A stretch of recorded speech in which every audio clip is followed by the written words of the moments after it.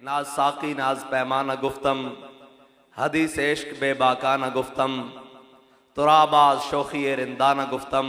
इकबाल कहता है कि मैं ज्यादा कलाम और ज्यादा बात का वाकिफकार तो नहीं हूँ, लेकिन इतना जरूर जानता हूँ कि तुराबाज शोखी रिंदाना गुफ्तम। इकबाल कहता है जनाब सैयदना सिद्दीक़ अकबर से लेकर गाजी इल्मुद्दीन तक जो मैंने दीन सुना है वो दीन सर झुकाकर नहीं है, सर उठाकर है।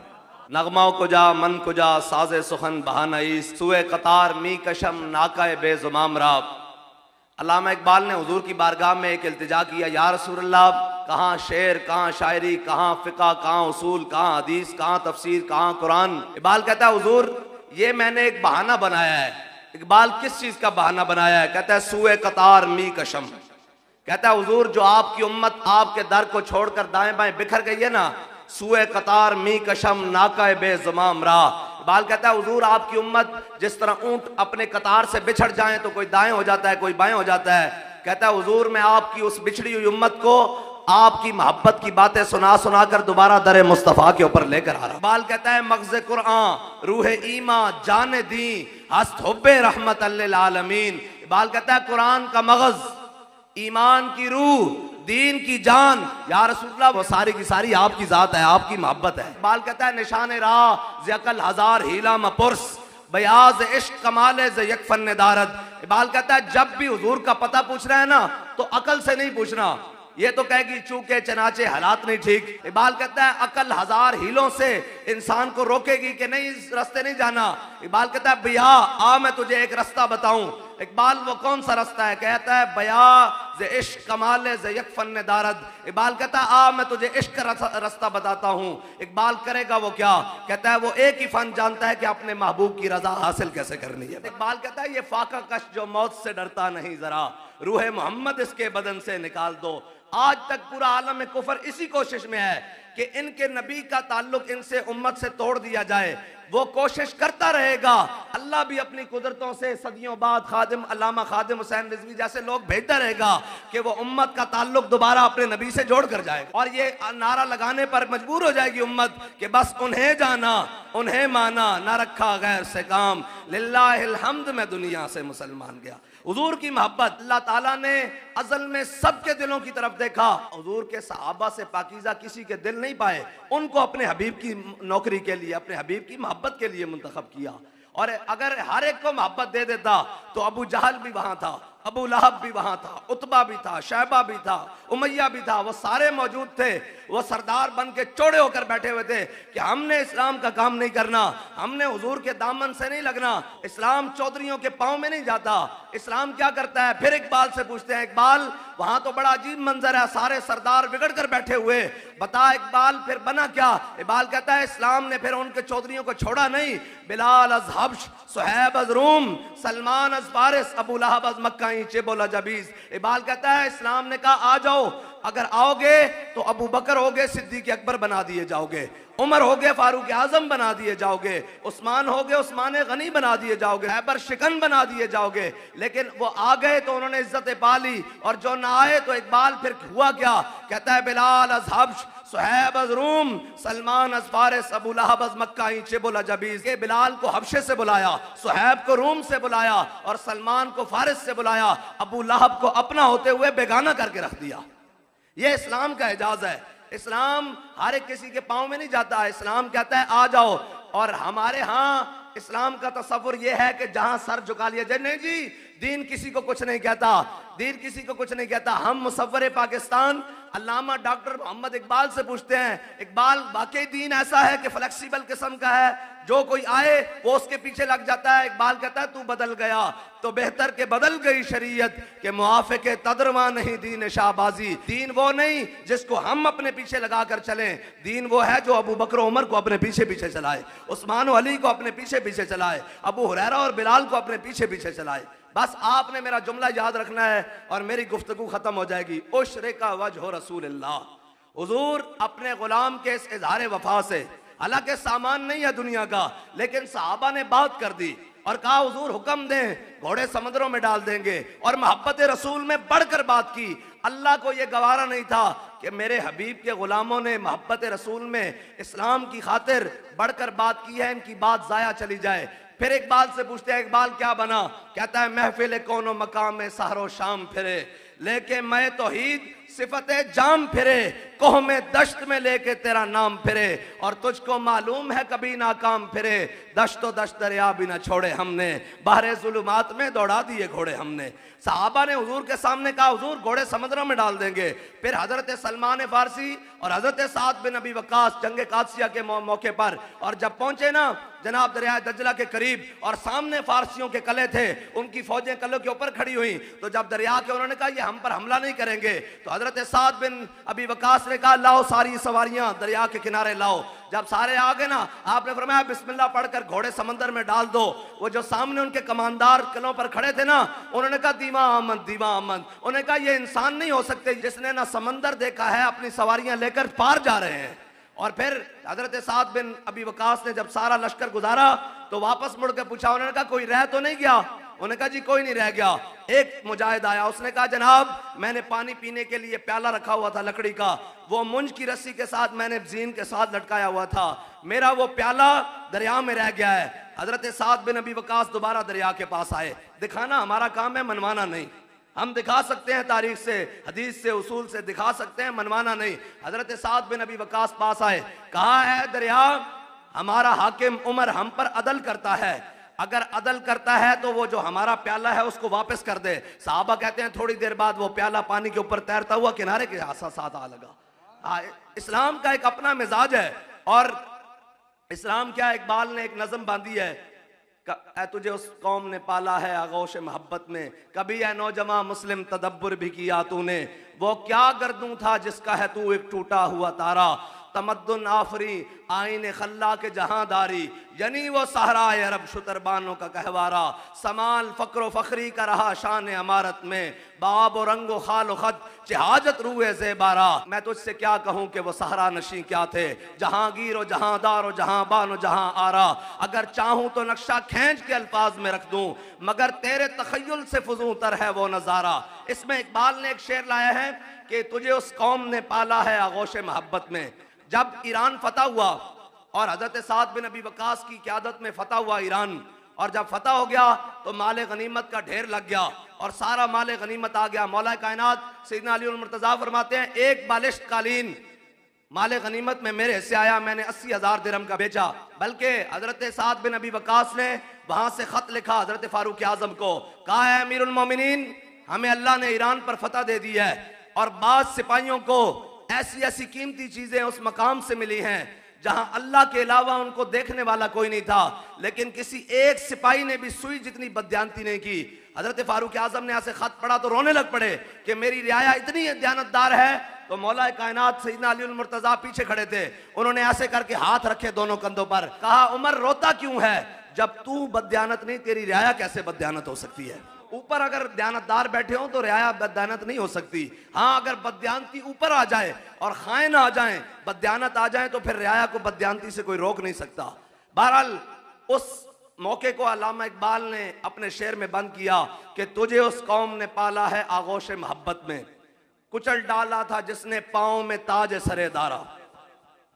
ये जब मदाइन और सारा वो फतह हुआ, किसरा सारी जनाब फतह हो गया, माले गनीमत किसरा के महल के सेंटर में लाकर रख दिया गया सारा माले गनीमत। जब रात हुई ना, दो सिपाही पहरा दे रहे कि कोई दुश्मन की फौजें ना आ जाएं, कोई जनाब वहां से चोर डाकू मकामी ना पड़ जाएं, पहरा दे रहे, तो थोड़ी देर बाद फर्श के ऊपर किसी चीज के घिसकने की आवाज आई। वो फर्श के ऊपर घिसकती जाकर माले गनीमत से जा टकराई।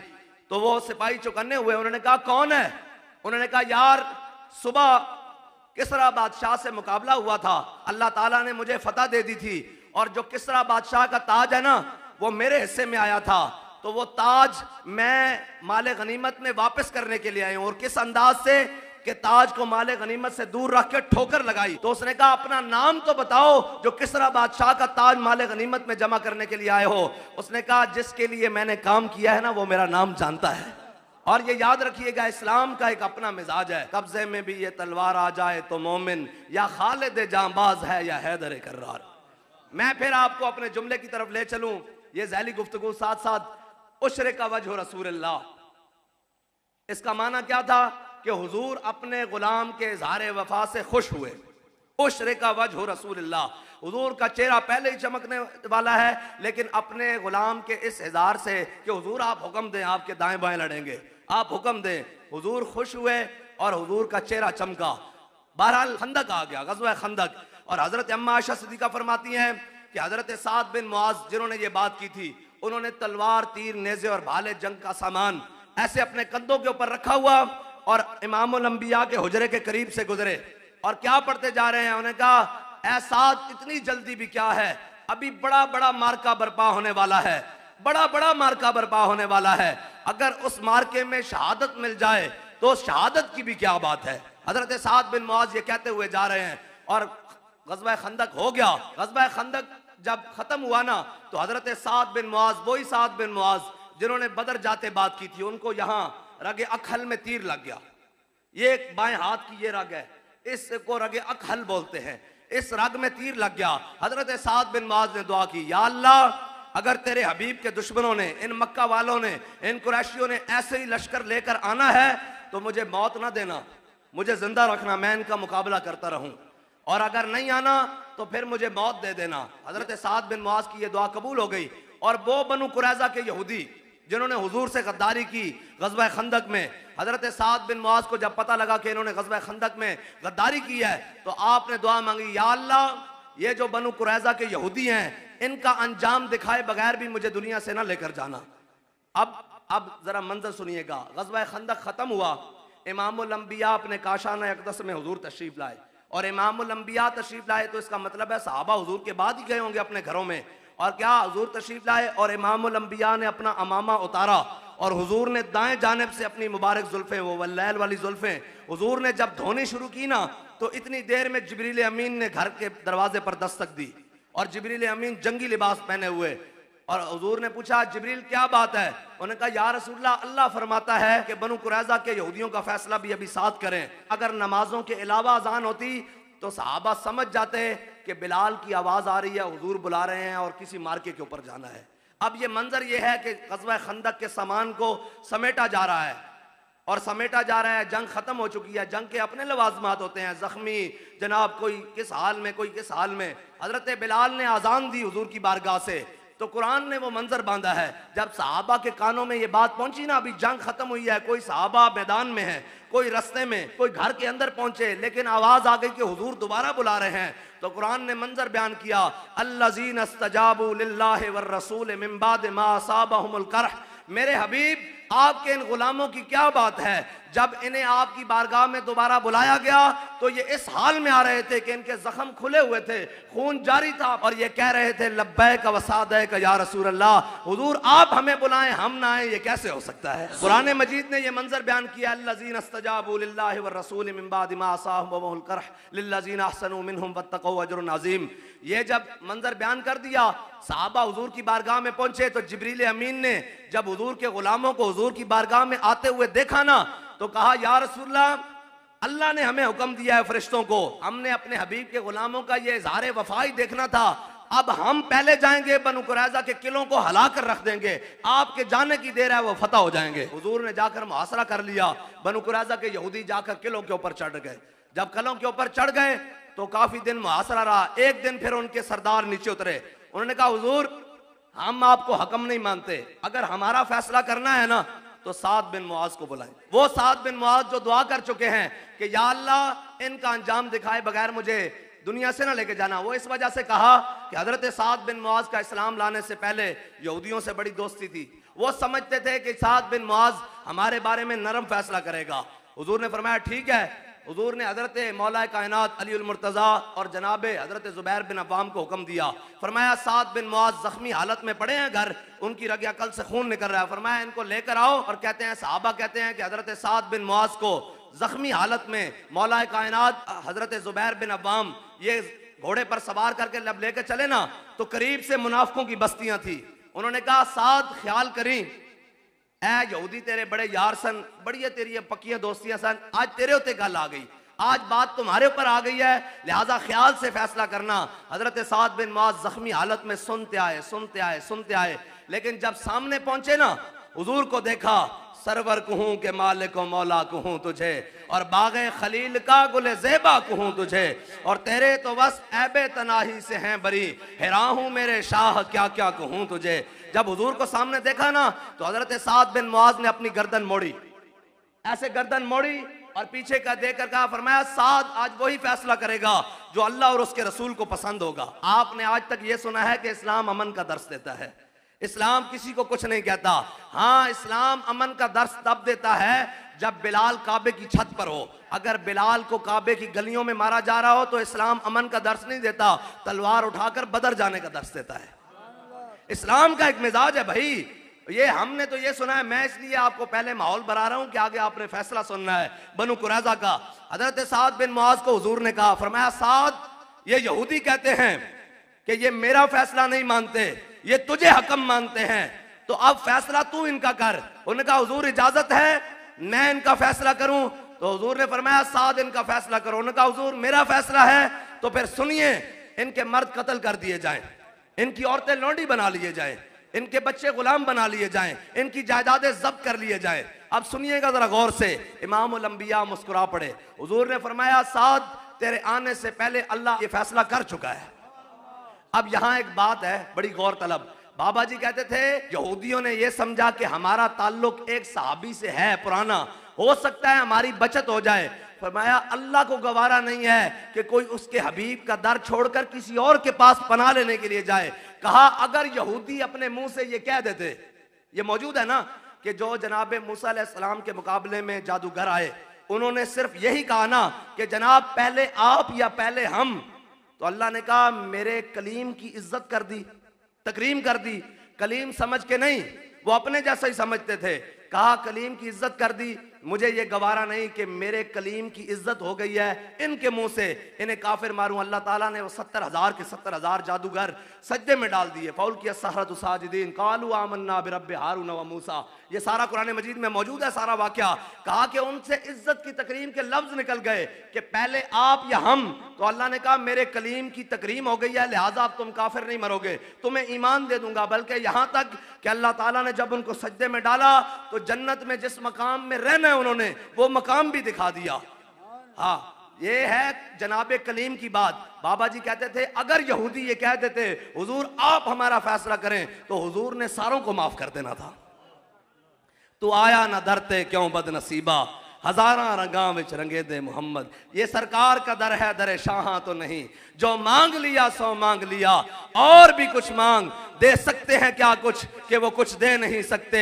ये बहस न कर होश में आ, और भी कुछ मांग, झोली ही मेरी तंग थी क्या मांगता उनसे, वो तो कहते रहे जरा मांग और भी कुछ मांग। और भीख देने को वो जब सरे कुएं गदाएं आए, लब पे दुआ थी मेरे मंगते का भला हो। और ये करीम है वो सरवर के लिखा हुआ है दर पर, जिसे लेने हो दो आलम वो उम्मीदवार आए। ये हुजूर का दर है। यहां हजरत साद बिन मुआज ने ये फैसला कर दिया। आगे सुनिएगा, मिलता है क्या एक बार मदीने में जाके देख, करते हैं माला माल जरा दामन फैला के देख।